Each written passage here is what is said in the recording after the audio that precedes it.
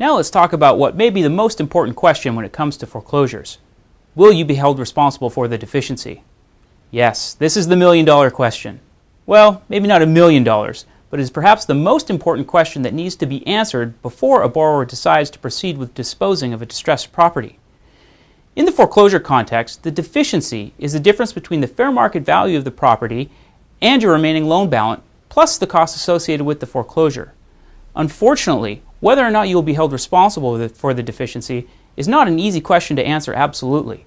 That is because it likely depends both on the laws of the particular state where the property is located and on how the lender decides to foreclose against it. Here are a few general thoughts on the subject to help you get headed in the right direction.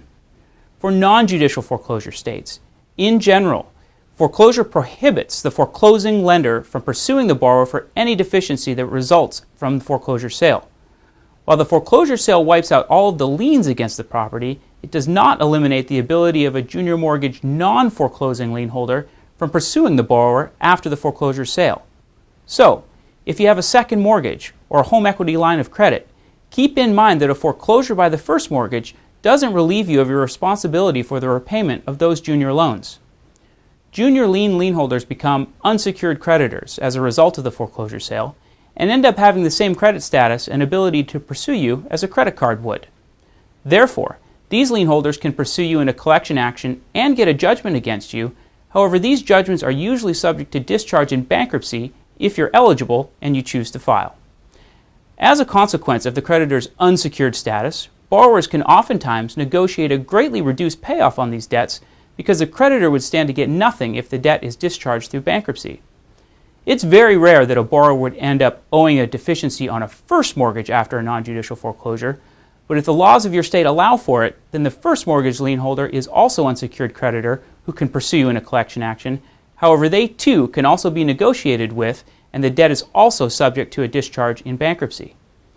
As for judicial foreclosures, most, but not all judicial foreclosure states not only allow the lender to take possession of the property, but also give the lender the ability to pursue the borrower for the deficiency post-foreclosure. Whether or not the lender will actually pursue the borrower for a deficiency will most likely turn on the financial ability of the borrower to repay it.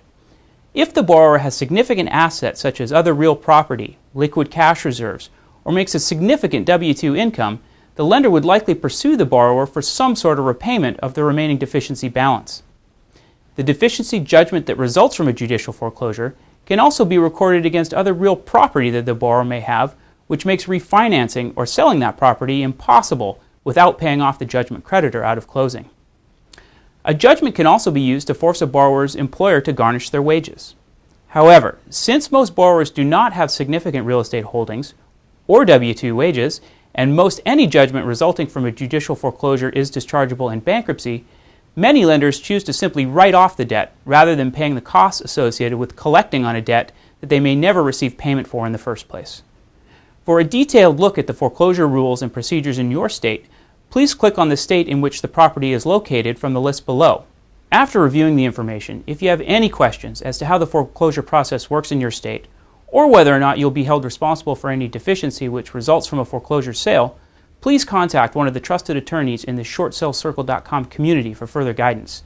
If you're unsure of the legal implications of a foreclosure, spending a few dollars to talk to a professional is the cheapest insurance you can buy to help protect yourself from making a bad decision.